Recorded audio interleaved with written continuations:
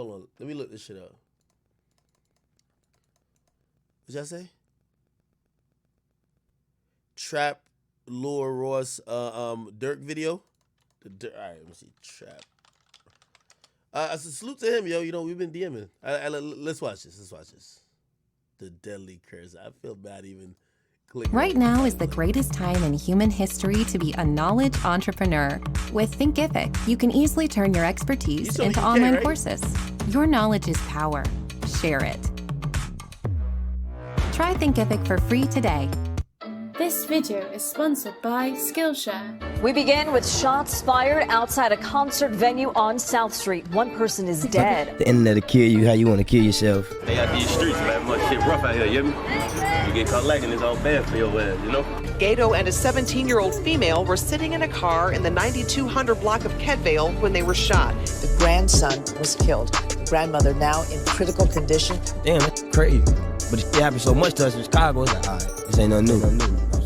Over the last couple of years, Lil Durk has become a household name in the rap game, transcending the label of Chicago driller straight out of the trenches to a fully blown megastar. And to get to this point, he had to hone his rap skills, bring melodic singing into his music, and soften his image for a mainstream audience. And as a result, in 2021, Lil Durk is much more pop star than block star, these days spending more time on Billboard than in his native hood. But you could say maybe Lil Durk's catchphrase should be cry now, laugh later, because when you consider what Durk had to go through to get to this point in his life, still alive and breathing, you'd probably shed a tear too. In fact, over the years, Lil Durk has been through so much hardship and taken so many devastating losses that many people are convinced that he is cursed. In fact, Lil Durk told DJ Vlad all the way back in 2014 that he had already lost around 20 to 30 friends to violence. 20 friends. I think like 20. Not 20 people you knew, 20 actual friends. Yeah, like 20, 30 people. Since this interview, people on Reddit have even tried to compile lists naming every single person who Durk has lost over the years. And by 2017, when Durk was being interviewed on The Breakfast Club, he said that at this point he had lost so many people that it was becoming routine to him. Are you numb to the death at this point? Because you see it happen all the time in Chicago. So when it happens now, when you're on, it got the same effect. You know what I'm saying? Mm-hmm. But it'd be like, it happen every day so much, you'd be like, damn, all right. You'll get called every day, like, what's name is that? You'll be like, damn. Yeah, like, you know what I'm saying? I was just with him a week ago. Right, nothing funny. You'll be like, damn, that's crazy.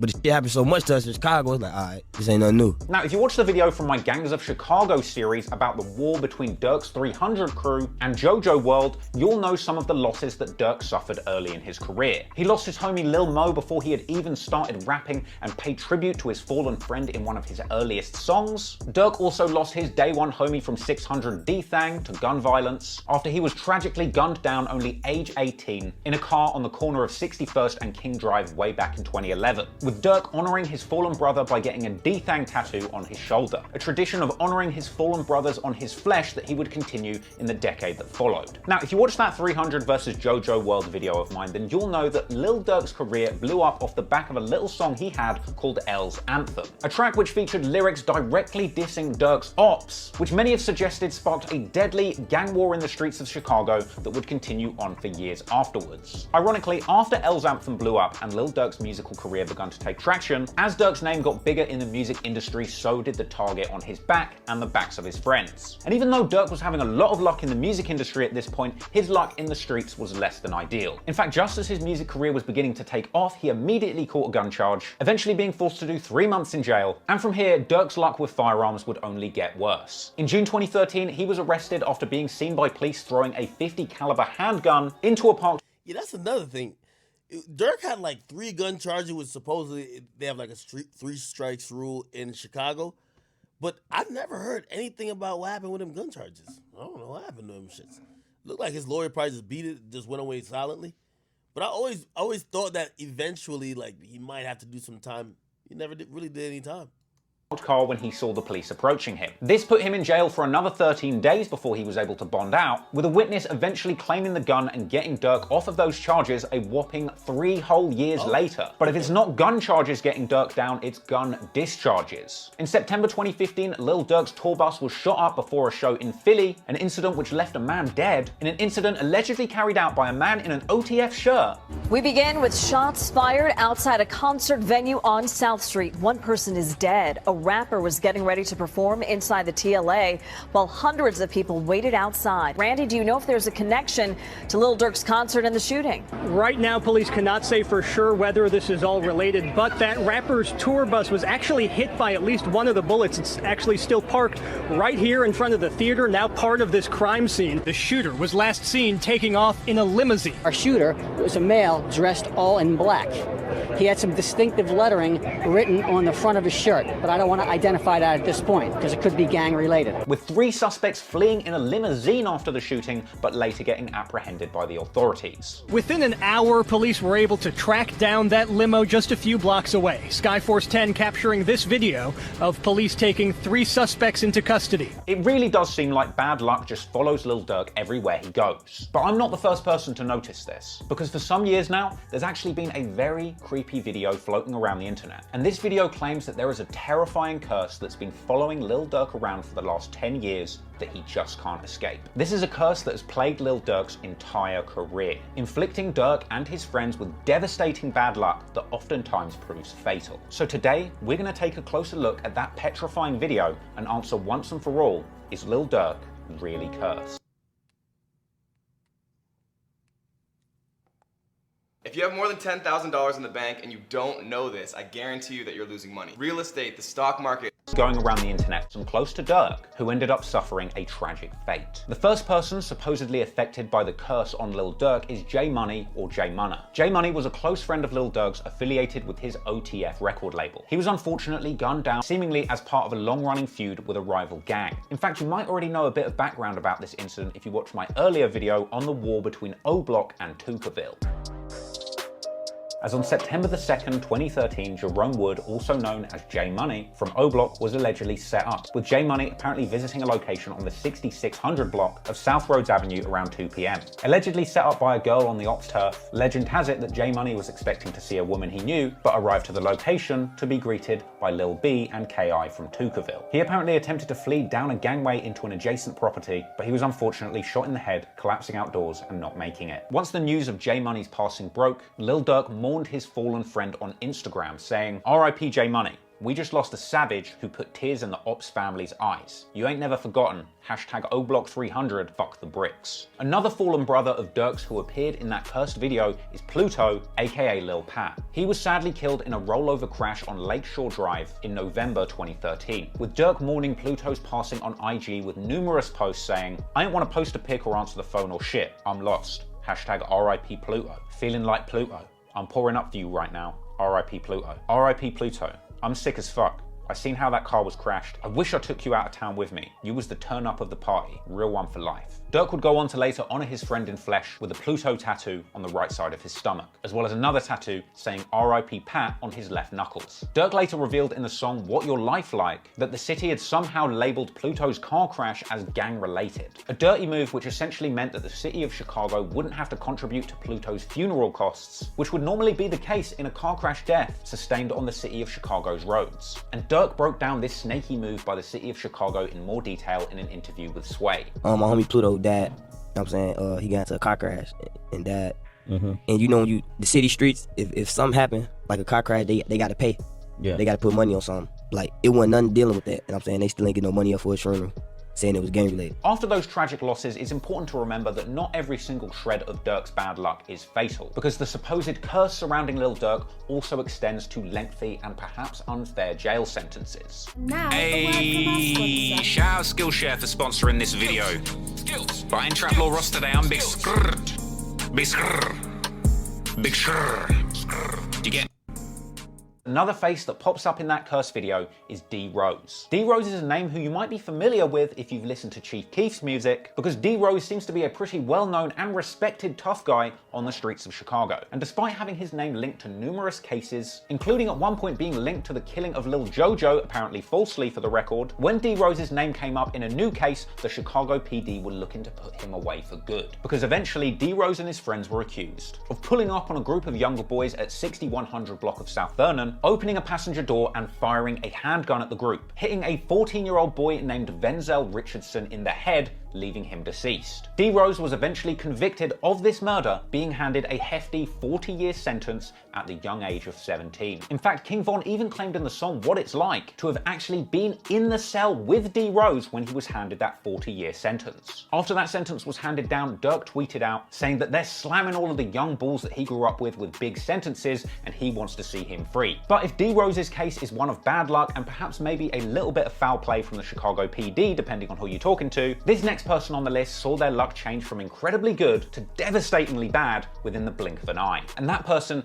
is THF Bobo, or Bobo. Now, Bobo's story is truly crazy. He is a close friend of Durk's who had caught a serious charge of double armed robbery, where a 40-year-old man ended up getting shot twice during the crime. Now, Bobo ended up getting held on these charges in the Cook County Jail for around 2 years. And this was the result of an insanely tragic and unlucky turn of events, because the victim of that robbery turned shooting ended up surviving 3 weeks after the incident, fighting for their life in the hospital before eventually succumbing to their injuries and passing away. This would mean prosecutors upgrading the case to a full murder charge. However, as a result of the victim still being alive for 3 weeks following the first crime, the prosecutors ended up screwing up the paperwork and missing the deadline to take Bobo to a trial. As a result, they failed to upgrade the charges from robbery to murder for over a year, leaving Bobo just sat in jail waiting. And it turns out that this actually violated Bobo's right to a speedy trial. Apparently, the law states prosecutors have 120 days to file charges, and as a result, after being held for 2 years and the murder charges not being properly filed by prosecutors, that late murder charge would end up being dropped, meaning that after around 2 years in jail waiting to fight a murder case, Bobo would finally be able to bail out on $10,000 bond for the robbery charges that were still outstanding. Now, that's an incredible stroke of luck for an accused killer. So he was seen bailing out of the Cook County Jail, wearing a grey hoodie, ready to enjoy his newly finessed freedom. However, it's hard to believe what would happen next, because story goes as soon as he was released from jail, Bobo jumped into a car with 2 friends, riding off from the jail on South California Avenue. And then, within mere seconds, a white SUV pulled up on Bobo's car and opened fire, letting off over 20 rounds from 2 different handguns drive-by style. The shooting car crashed and the shooters fled on foot, leaving Bobo dead at the scene a mere 8 minutes after being released from jail. Now, the next batch of curses are seen in Lil Durk's music video for the song This Ain't What You Want, with THF Bayzoo bringing a particular amount of misfortune into Durk's life. Bayzoo was arrested by police for a 2009 murder 5 years after the act happened in 2014, with the police picking him up from Lil Durk's house. But this arrest ended up getting Lil Durk into a jam too, because while they were there to take Bayzoo into custody, the cops spotted 2 handguns on a table next to Durk. And when Durk was asked by the cops why he had these guns, he replied with probably one of the most gangster lines ever. He said, "I got those pipes because Nigel's always be trying to take my bands." Well, unfortunately, these pipes would be taken away by the authorities along with Durk himself. He was actually bagged on a probation violation because he is not allowed to have guns at his property after being caught with that 40 cal pistol that we mentioned at the start of the video. Anywho, with Durk in trouble for the pipes, Bayzoo would be facing a much bigger rap for this 2009 murder. This was a wild case where 5 years before he was arrested, Bayzoo had allegedly approached a 21-year-old man named Don. Yo, Jerome, were you tweaking? Nigga, you had 20. Why'd you pull another card?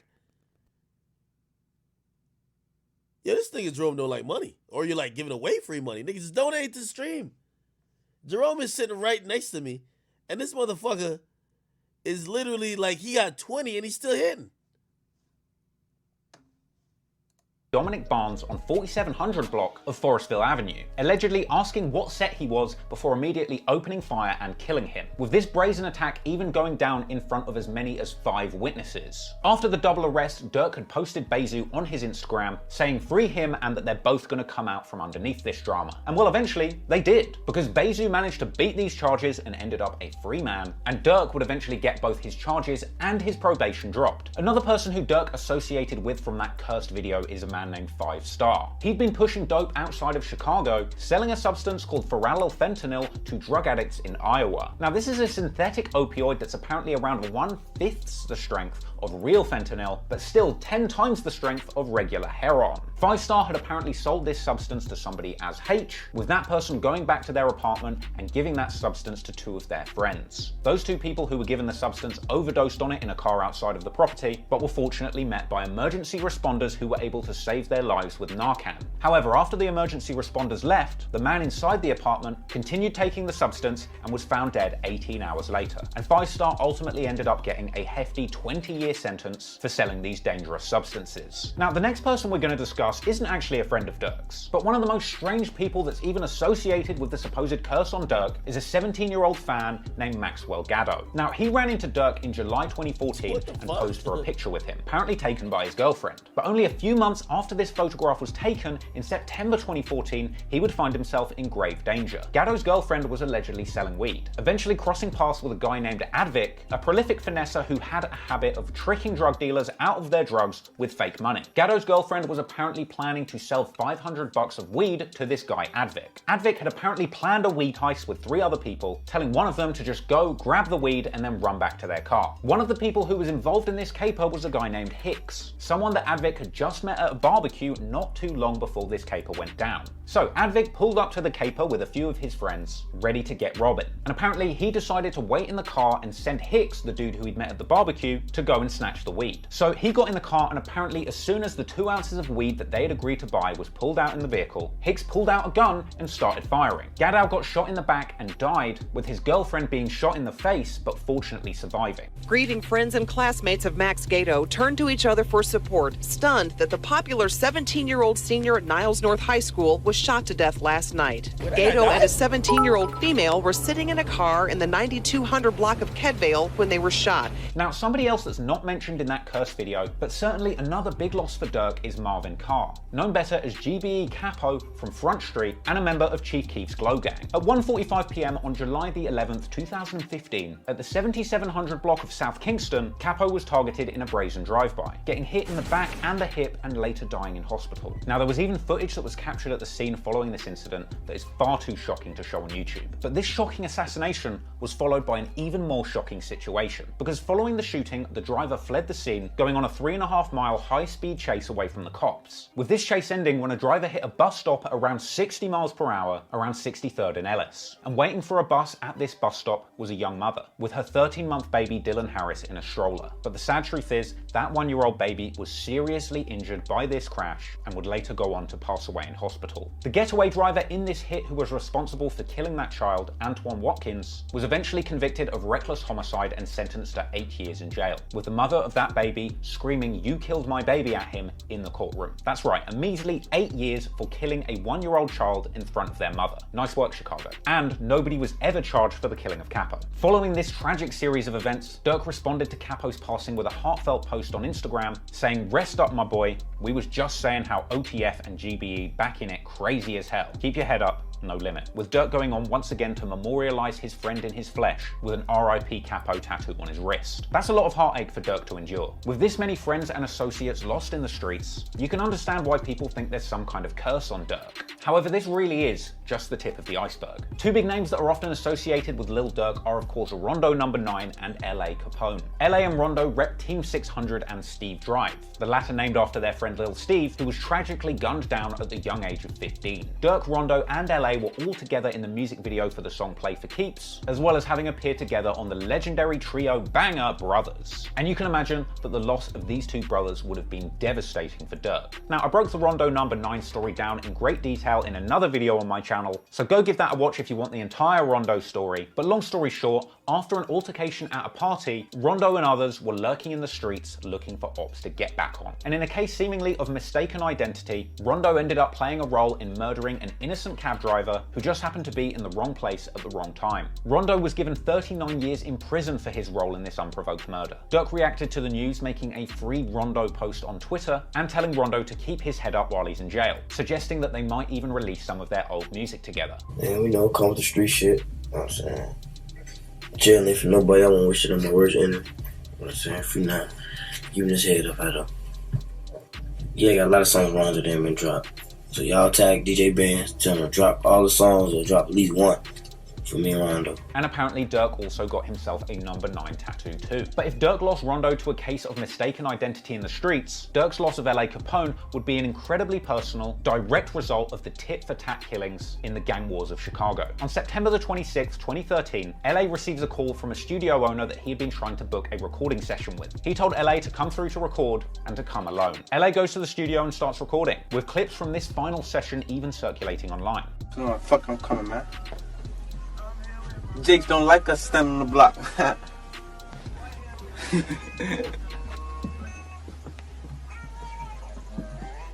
What that is though? Just record. Yeah though. Just record.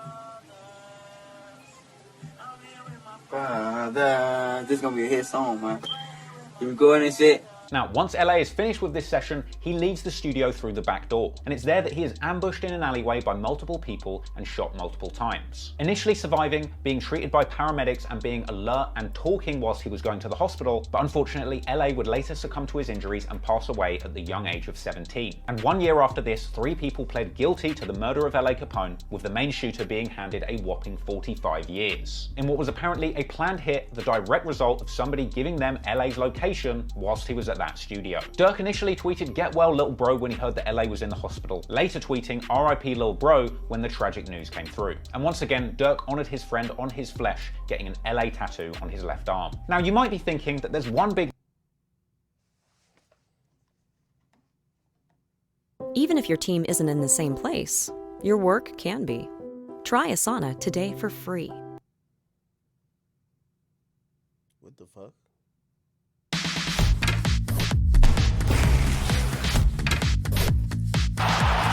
name that we've overlooked so far. And that's because this is probably the most devastating loss that has had the biggest impact on Durk and his career. I'm talking about his cousin, Nuski. Now, Nuski was in the background of the This Ain't What You Want video with Lil Durk. And apparently at the filming of this music video, there were many members in attendance from a whole variety of different Chicago street crews. 300, 600, OTF, Mubu, Dro City, Dog Pound, Lamron, Face World, and apparently more, all had different affiliates hanging out on that video set, no problems. But apparently after the dust settled, it emerged that beef had sparked off between members of these crews, possibly the result of someone having stolen some jewelry, which kicked off a bitter beef. Now, there's a long history of the many intertwined beefs that Durk and Nuski have been associated with over the years. That's not what this video is about. But let's just say in the years that followed Nuski appearing in that video alongside Lil Durk, he would attract numerous enemies who would wish harm on him. And one of those people was a guy named Mubu Krump. He'd been involved in numerous altercations with Durk and Nuski's OTF crew, including a big fight between the Mubu and OTF crews at a TI in-store in September 2014, where both Durk and Mubu Krump were present. And over the years, there's been numerous escalations of this beef, including OTF affiliate Lil Vani being shot and paralyzed, with Mubu Krump mocking this situation on social media in some pretty disrespectful scenes. Hey Vern, you better do this, bro. I'm supposed to put you in that thing, you gotta learn how to use it, bro. You gonna beat him up from fell. Because if you get out of it, we put you back in, kid. Alright.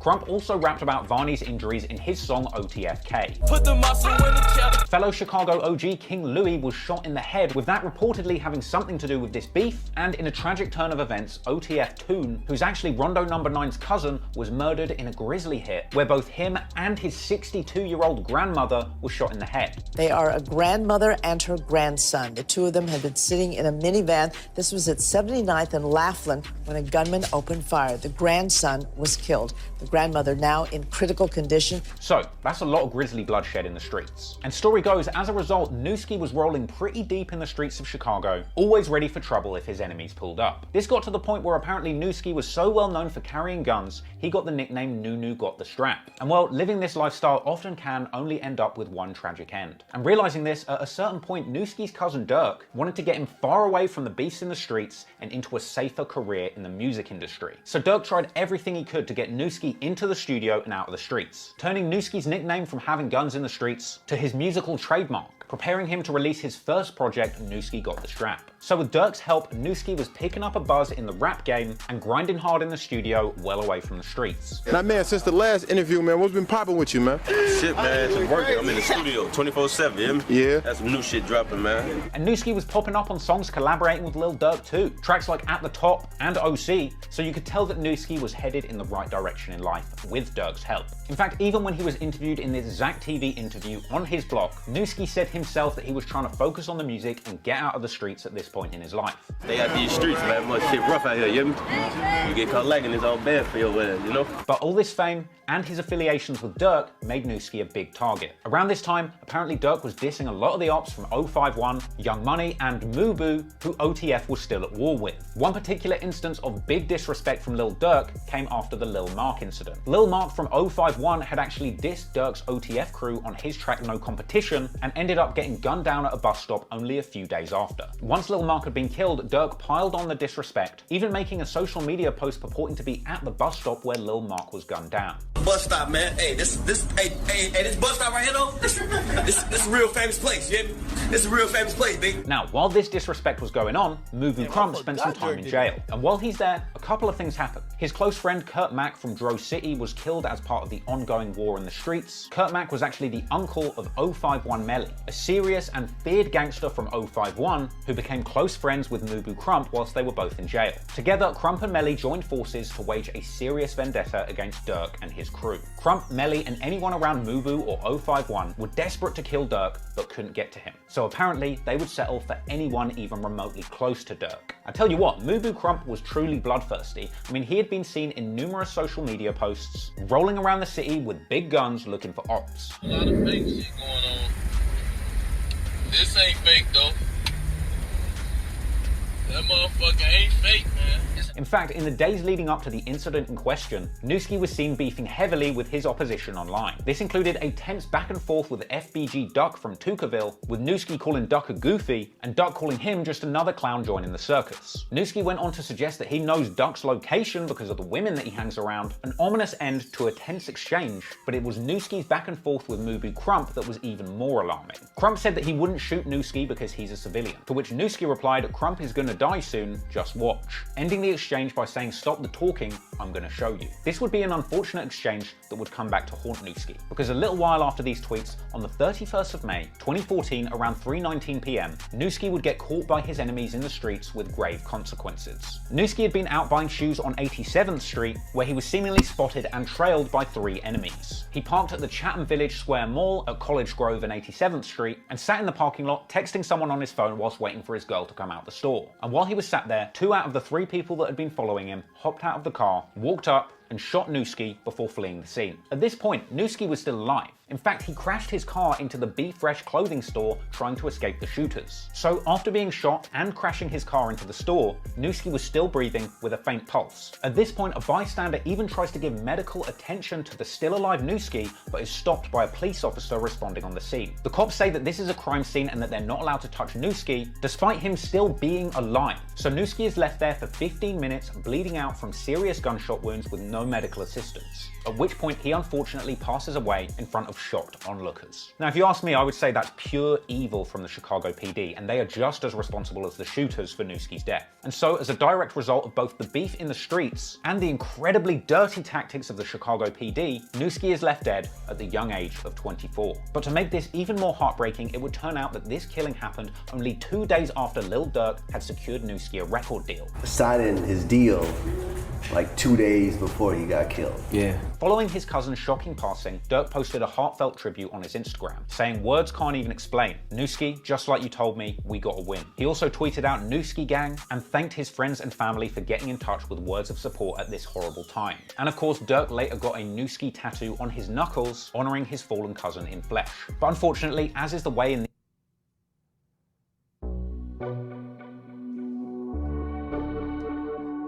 Have you this video is long as shit. ever thought these Chicago street beefs? After Nuski passed away, the ops were dissing him heavily, suggesting that his fate was the direct result of his tweets and that he shouldn't have been in these streets. That's how Nuski got killed, bro. Voicing his opinions on street shit. And Nuski was a ball player, y'all. That's what Lil Reese said when he died. Mubu Krump very heartlessly pointed out the irony of Nuski threatening to kill him just before the shooting took place. Look, you wanna know why I say Nuski name all the time? Because Nuski told me he was gonna kill me, bro. So then it was funny to me when he got clapped. To me, that statement sounds incredibly suspicious. And also, for balance and fairness, I also just want to point out that the guy that Mubu Krump is arguing with in this video would go on to reveal that Mubu Krump actually got knocked out at that brawl at the TI in-store. I remember the dog pound beat the shit out your ass, knocked you the fuck out for you double like this and shit. When he hit your ass, he was like this. He knocked me out. Like, come on, fool. You know what happened, fool. You know what happened at the TI. Hold on, nigga. You know what happened. So let's keep it. You know what happened when TI was trying to promote his clothes at the shop. Anywho, apparently unable to stop disrespecting the fallen, Krump later found himself at the very scene of Nuski's passing, mocking the tragedy, I assume with the sole purpose of hurting Lil Durk. them left Nuski. They left his ass right here. You feel me? They left his ass up here on folks and them tweaking. buying some shoes. Y'all see real niggas be up here though. Nigga play with me up here on Fox News Bills when bitch on the news. I look like Nuski. Krump even went as far as to say that he was with the person who did it, but they didn't want to be on camera. I'm with the nigga that did. He don't want to be on camera though. Hit his ass up right here on Pat. Yeah, and they say I'm the place. Anywho, even as late as 2020, we've seen the likes of 6ix9ine disrespecting Nuski's name with the sole purpose of upsetting Lil Durk. With 6 going to Chicago to pretend to pay his respects to Durk's fallen cousin, in the wrong location by the way, just to promote his album. Horrible stuff, but if there's one thing that's clear, it's that Mubu Krump clearly didn't have the security budget of 6ix9ine. Because on May the 24th, 2018, Mubu Krump is photographed outside of a party along with 051 Melly. This picture accidentally gave away their location, giving the ops the drop on them. And soon after this photo was taken, both Krump and Melly were the targets of a drive-by shooting. Both were hit and Krump died at the scene, in a chaotic incident that was even captured on camera but is far too grisly to show you on YouTube. Mubu Krump's shocking demise likely came as good news to Lil Durk, which is probably why on Back in Blood, Durk famously says he was dissing on my cousin, now his ass all in that wood, huh? Now this might seem extreme, but let's not forget that Krump's disrespect for Lil Durk's fallen brothers went far beyond his cousin Nuski, as another devastating loss for Lil Durk was OTF Chino. OTF Chino was Lil Durk's manager, and ironically not long before the incident in question, Chino along with Durk had checked in with the Chicago anti-violence organization Rock Your Drop. In fact, Durk even said that he had spoken to Chino a mere 10 minutes before the shocking incident took place. 10 minutes? 10. You were just on the phone with him and then he gets killed 10 minutes later. Yeah, because he was in the house laying down, because I was on FaceTime with him. He was in the house laying down. And he called, like, his girl called 10 minutes later. Apparently, after getting off the phone with Durk, Chino stepped out to get some food from the Stony Sub restaurant at 8440 Stony Island Ave, parking outside the restaurant just before 2 a.m. At this point, according to the police, a man approached the car, opening fire, hitting Chino several times, including one to the head. Chino was driven to the hospital, where he was unfortunately pronounced dead. And while the police found no suspects, the internet detectives on our Chiracology are pretty adamant that 051 Melly at least had something to do with this. Bear in mind, before he died, our old pal Mubu Krump had also been to this restaurant where this went down on IG Live just to disrespect Lil Durk. Fine, y'all. I just ordered my food. Y'all got that order for Nuski? Chino burger. As you know, Mubu Krump was shot in a drive-by with 051 Melly, where Melly survived and Krump passed. However, Melly's good luck wouldn't last so long, as he too was shot dead at a party several years later. An incident which was also captured on video, but once again is far too shocking to show you on YouTube. And it was these incidents and videos that caused King Von to famously rap, "Krump was doing all that woofing and he ain't even make it, Melly got shot in the party, started Harlem shaking." After the news of OTF Chino's passing, Lil Durk posted the following heartfelt post on his Instagram. "Rocking my drop chain for Chino and the rest we lost. Your family in my prayers, we're staying strong, still the King of Chicago album, still dropped May the 12th, single on the radio, streets can't stop me, I'm still on my Lil Durk shit." And naturally, Durk would go on to get Chino tattooed on his left shoulder. Now for some years following the deaths of Nuski, the sharing of knowledge used to be limited I know I've covered a bunch of this before. It's to just where we were or how loud kind we of like putting together a lot of stuff, but still interesting. turn your expertise into online courses. Wait, y'all don't fuck with Trap Lord Ross? It look like some of y'all do, but look like some of y'all don't. Nuski and Chino, it seemed like Durk had managed to escape the many tragedies associated with the curse on him, as his career and safety seemed to be in a good place for quite some time. And of course, moving to Atlanta was clearly a smart decision for both his career and safety. However, back in Chicago, tragedy was never far, and in 2018, Durk would lose yet another of his close friends, but this time, not to violence, but to drugs. Fredo Santana is a Chicago drill legend, having appeared on numerous songs that sparked the entire Chicago drill movement, and classic bangers like Beef with Lil Durk and Lil Reese, My Lil Nigels with Chief Keef and Reese, and On That with Keith. At one point, Fredo Santana even hilariously threatened to pop the entire Migos, and he even at one point appeared as the villain in Drake's music video for Hold On We're Going Home. Although he's affiliated with Front Street, Dipset and the BDs, Fredo Santana was respected all over the city for his contributions to Chicago drill music. But unfortunately, Fredo was also heavily into prescription drugs, apparently the result of street trauma and what he described as PTSD-like symptoms from having lost so many friends to violence in the streets. And this drug habit would begin catching up with Fredo Santana around March 2017, when he was hospitalized after a seizure. At the time, blaming lack of sleep for the issue, but following the hospitalization, Fredo Santana was diagnosed with epilepsy and given medication, but he would continue to suffer from multiple seizures. And at that point, he stopped seeking medical attention after they would happen. So it didn't take long for him to find himself back in the hospital, this time with kidney and liver failure. Posting a picture of XXXTentacion visiting his bedside on Instagram, along with a caption that said, "Been in here since Friday, doctors say I got kidney failure and liver failure, I'm getting back to normal, sorry to all my fans, Turbo Bandana will not be dropping tomorrow due to my health issues. Thanks to everybody who prayed for me, I wouldn't wish this on my worst enemy." Fredo would later reveal that he was found on the floor shaking and bleeding out of his mouth. After this, he tweeted out suggesting that he would be slowing things down and heading to rehab. But sadly, only 3 months after this incident, Fredo Santana would pass away in his own home at the young age of 27. Following this heartbreaking news, Lil Durk took to Twitter, saying he'd lost a lot of friends over the years, but this one really shook him. Durk would later speak on Fredo's passing with DJ Vlad, saying that his death had the entire city of Chicago mourning. Like, that fucked the whole city up. I just saying, like, all the love he was getting. You know, it's hard to imagine that after so much loss, the universe could keep taking from Lil Durk. And while we've now taken a look at every single person that was named in that Curse of Lil Durk video, there's still one big name who isn't in that video. Someone who was very close to Durk, who he lost incredibly recently. I'm of course talking about that final, devastating loss that Durk suffered, King Von. When Lil Durk brought King Von onto the Breakfast Club with him, perhaps it didn't seem that significant at the time. But looking back at that interview with hindsight now is chilling. To me, the most unforgettable moment is where King Von tells Charlemagne about the murder case that he beat, seemingly only making a half-hearted effort to even deny committing the murder. What's the story? What's your story? My story, shit, I just got out of jail for just beat a body in 2 attempts, like. So you was in jail for 2 murders? Yeah, 1 murder and 2 attempts. I just beat. How you beat that? What you mean, I mean, you didn't do it clearly, but I mean, like how? I mean, it's hard to throw young black men in jail. Yo, what I think is Sean said how you beat that. Yo, Char, you something else, nigga. Wait, how the fuck you beat that? Like, you know, like, you know, jury, yeah, look, you know.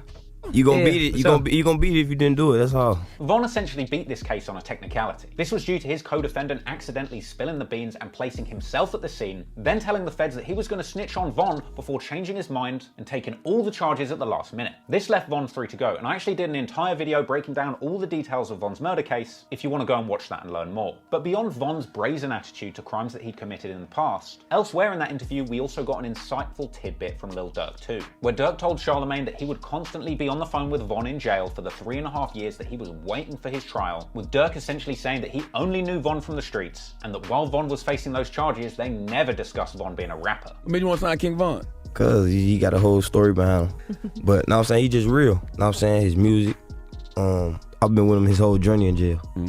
And I ain't gonna lie, like he ain't never say nothing about rapping. Durk was definitely a real one for helping his day one brother beat his charges and then help him into the rap game once he got out. And in the months that followed this interview, it seemed like with Durk's help, King Von was going straight to the top. Von was racking up millions of views with his Crazy Story series and other bangers, but eventually bad vibes would come and knock him for the OTF crew in Atlanta. Because in February 2019, both Von and Durk got into an altercation that was captured on a security camera where they allegedly robbed and shot a man that they already knew. They say around 5 in the morning on February 5th, Lil Durk, whose real name is Durk Derek Banks, and his co-defendant Devontae Bennett were seen on camera involved in shooting Alexander Witherspoon, a person police say they knew. As a result of this incident and the pending case around it, childhood friends Lil Durk and King Von were legally prohibited from communicating or being around each other. Isn't you and Durk, your probation or whatever is such that you're not supposed to be associating with other people who are part of the case? So is it like a thing where you're not supposed to be around each other? Yeah, so yeah, me and Durk, we only see each other like at court, if we got court or some shit. Now, a lot of people said a lot of strange things around this time. In fact, there was even one chilling YouTube video that was made before King Von passed that suggested Durk was going to sacrifice King Von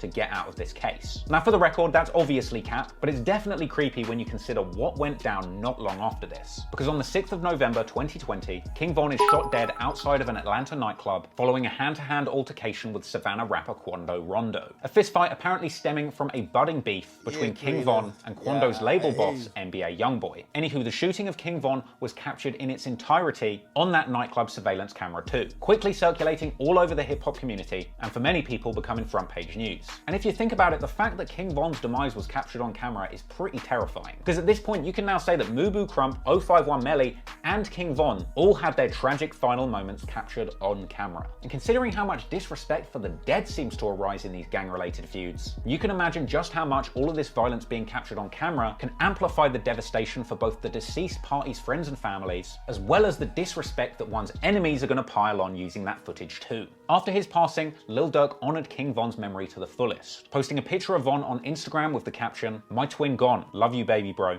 D-Roy." And of course, Durk went one step further, putting a picture of King Von on the front cover of his hit album The Voice, along with script saying "Long live grandson," one of King Von's nicknames. Now look, I'm sure a lot of you have got to this point in the video and are fully convinced that Lil Durk is indeed cursed. But there's something really important I want to get across with this video. Lil Durk is not cursed. There ain't no curse. Curses aren't real. People have pointed to this curse before and said Lil Durk needs to be avoided at all costs. But the reality is, when you come from the trenches like Lil Durk and his friends do, your life is likely to be filled with more pain and suffering than the average person. And a lot of comments on that original curse video echo this sentiment and say things like, it's not a curse, it's called being from Chicago, and that's facts. Durk has really been through it in his life. He's probably been through as much pain and suffering as a real soldier fighting in the trenches of armed warfare. But how can we say Lil Durk is cursed if he is still alive, winning, making millions of dollars after over 10 years of hardships? Durk isn't cursed, he's blessed, because he made it through more challenges than I could ever possibly imagine. Going through all of that suffering and today becoming a superstar. In 2021, Lil Durk is one of the most streamed musicians on the entire planet, and it fills me with great hope to see him winning and shining after everything that he's been through. He truly had to go through hell to get where he is today. And if you're going through it, just know that Lil Durk has been through what you're going through times 100. So, when you're feeling like things can't get any better, becoming a superstar. In 2021, Lil Durk is one of the most streamed musicians on the entire planet, and it fills me with great hope to see him winning and shining after everything that he's been through. He truly had to go through hell to get where he is today. And if you're going through it, just know that Lil Durk has been through what you're going through times 100. So, when you're feeling like things can't get any worse, throw on some Lil Durk and remember that you can survive anything that life throws at you. Coming out the other... Alright, what else we watching, chat? I got 700 up. Actually, more than that. I've been a lot.